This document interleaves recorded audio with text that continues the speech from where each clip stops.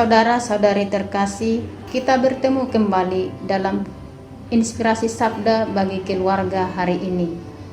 Marilah kita mendengarkan Injil Yesus Kristus menurut Matius. Ketika Yesus melihat orang banyak itu, naiklah ia ke atas bukit, dan setelah ia duduk, datanglah murid-muridnya kepadanya.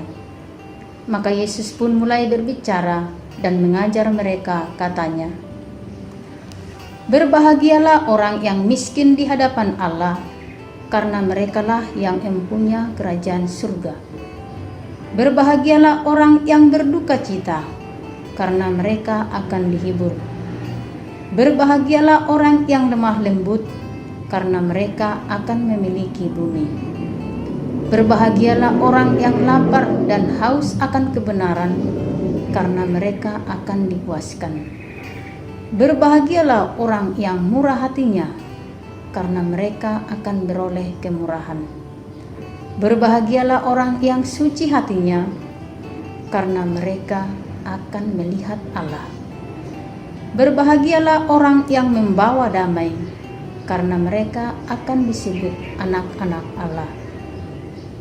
Berbahagialah orang yang dianiaya oleh sebab kebenaran, karena merekalah yang empunya kerajaan surga. Berbahagialah kamu jika karena aku kamu dicela dan dianiaya, dan kepadamu difitnahkan segala yang jahat. Bersukacita dan bergembiralah, karena upahmu besar di surga, sebab demikian juga telah dianiaya nabi-nabi yang sebelum kamu." Demikianlah Injil Tuhan. Terpujilah Kristus.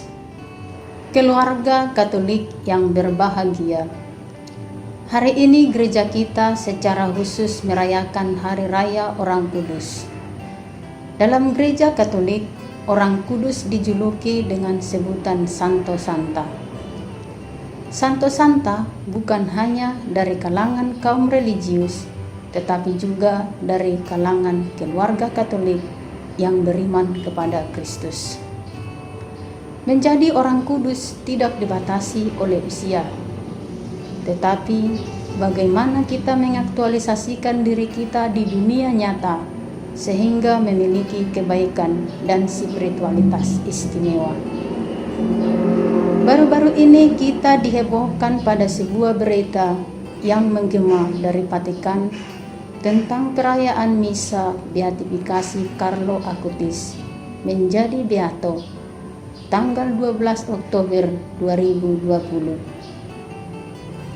Beato Carlo Acutis adalah seorang remaja Katolik dari Roma, Italia.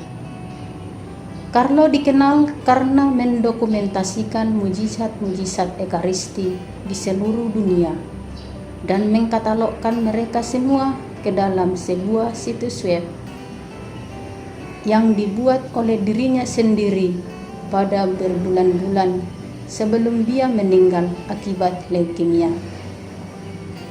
Carlo disebut sebagai siber Ekaristi. Carlo mempopulerkan istilah Ekaristi jalan tol menuju surga.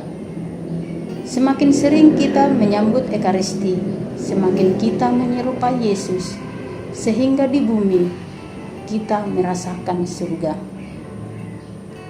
Beatifikasi diberikan kepada orang yang dianggap telah mengabdi untuk kebaikan atau istimewa secara spiritualitas. Keluarga Katolik yang berbahagia, Paus Fransiskus menetapkan tanggal 12 Oktober sebagai peringatan terhadap Beato Carlo Acutis dan mendapat julukan Santo Milenial yang memiliki gelar Santo Pelindung Internet. Beato Carlo Acutis dijadikan teladan karena mampu menggunakan internet dan teknologi untuk menyebarkan Injil. Sering membantu orang miskin, bahkan membeli kantong tidur untuk para tunawisma dengan uang tabungannya. Vatikan mengklaim Beato Carlo pernah menjadi pengantara dari surga karena mampu menyembuhkan seorang bocah lelaki Brazil yang menderita penyakit. Inilah beberapa kebaikan dan spiritualitas istimewa yang dilakukan Beato Carlo semasa hidupnya. Dengan kesaksian hidupnya itu, Paus Fransiskus menerima dia masuk dalam kawanan orang kudus. Keluarga Katolik yang berbahagia, menjadi orang kudus memiliki tantangan tersendiri. Bila kita menyimak dan membaca buku sejarah hidup Santo Santa, menceritakan bahwa ciri khas orang kudus itu adalah dia rela disiksa, disingkirkan demi mempertahankan imannya kepada Yesus. Dia rela dibunuh dan diolok-olok demi mempertahankan imannya kepada Yesus dan pelayanannya kepada umat manusia. Secara fisik, Santo Santa sangat menderita, sehingga melalui kematiannya, Santo Santa mendapat ganjaran mahkota surgawi. Orang kudus merupakan orang yang dekat kepada Allah, memiliki karakter seperti Allah, memiliki kepribadian seperti Allah, bertindak seperti Allah, dan selalu berpihak pada kehendak Allah, serta berpihak pada keselamatan umat manusia. Selama hidupnya mereka mengabdikan diri lewat pelayanan kepada Allah. Pelayanan ini mereka jalankan dengan sukacita dan segenap jiwa. Tidak ada ketakutan dan keraguan dalam hati mereka dalam melakukan pelayanan kepada Allah dan sesama. Seluruh hidupnya diserahkan kepada pelayanan. Pelayanan yang mereka lakukan bukanlah merupakan suatu beban bagi mereka. Mereka melakukan pelayanan itu dengan penuh kebahagiaan. Mereka adalah orang-orang yang mengilhami kita karena perjuangannya untuk mencapai kekudusan. Kekudusan mereka sudah ada sebelum mereka mati. Kita pun berkat karunia Tuhan juga dipanggil untuk menjadi kudus. Keluarga Katolik yang berbahagia, sabda bahagia merupakan tekanan permenungan kita pada hari ini. Segala sesuatu yang kita alami dan jalankan dalam hidup ini dengan penuh iman dan sukacita, pastilah mendatangkan kebahagiaan dalam hidup kita. Sebab Allah selalu mencurahkan rahmat-Nya ke dalam hidup kita. Hal itu semakin ditegaskan dalam Injil hari ini. Yesus mengingatkan kita bahwa kebahagiaan hanya dapat diraih melalui kesatuan dengan Allah, mengandalkan Tuhan dalam hidupnya, berani melakukan yang benar, jujur, dan tidak terpengaruh dengan bujukan-bujukan duniawi. Apakah memperoleh kebahagiaan itu sulit? Tentu tidak. Lantas, bagaimana cara kita meraih kebahagiaan itu? Kunci utamanya ada pada diri kita. Untuk meraih kebahagiaan, kita harus punya komitmen dan kesetiaan. Tanpa komitmen dan kesetiaan, kita tidak akan dapat melakukan perintah Allah dalam kehidupan. Kita mungkin memiliki kekurangan, merasa gelisah, dan kadangkala hidup tidak tentram. Namun, jangan lupa, hidup kita adalah sebuah proyek terbesar di dunia. Hanya kita yang sanggup menjaga agar tidak merosot.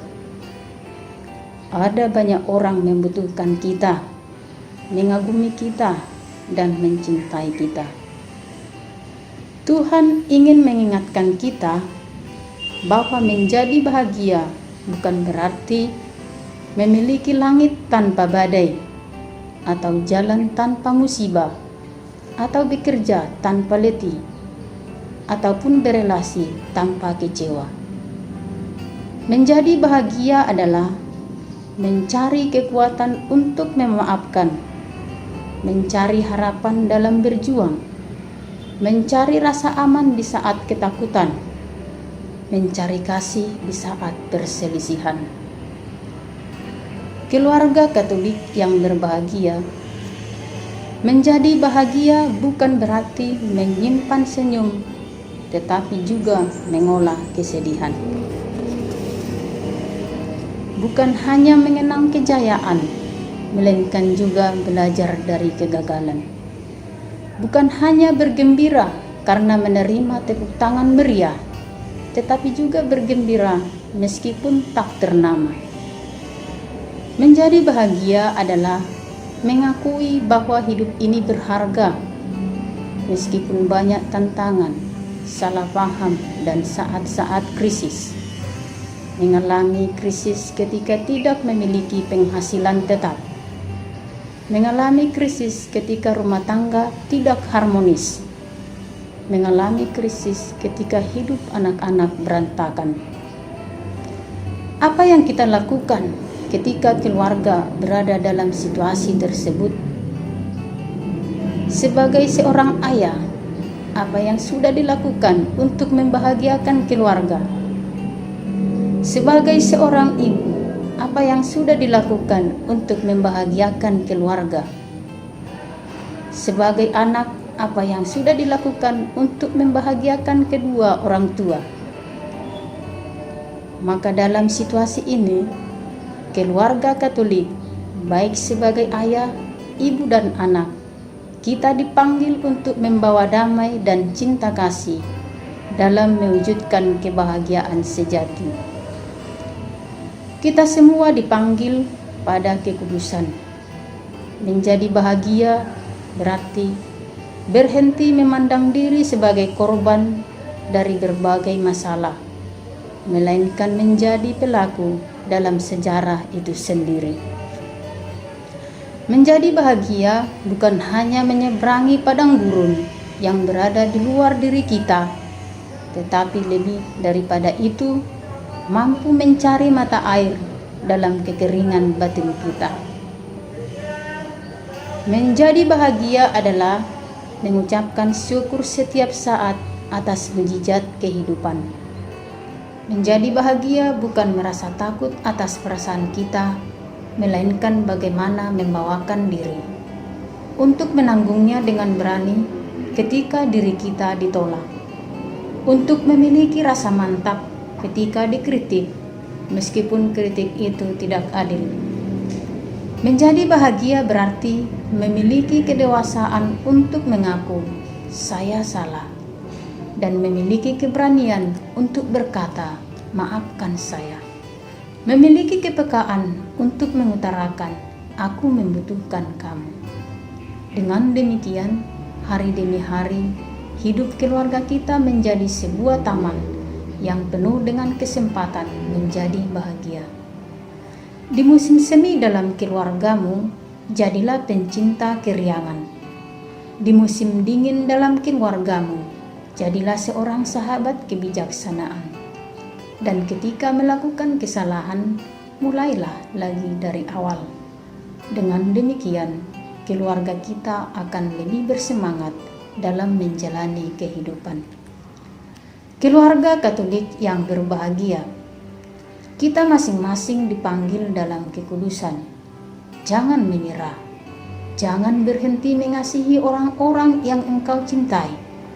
Jangan menyerah untuk menjadi bahagia, karena kehidupan adalah sebuah pertunjukan yang menakjubkan.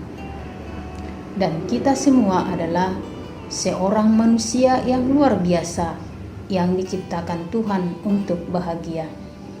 Karena Tuhan telah menjanjikan kebahagiaan kekal kepada kita bila kita melaksanakan semuanya itu. Semoga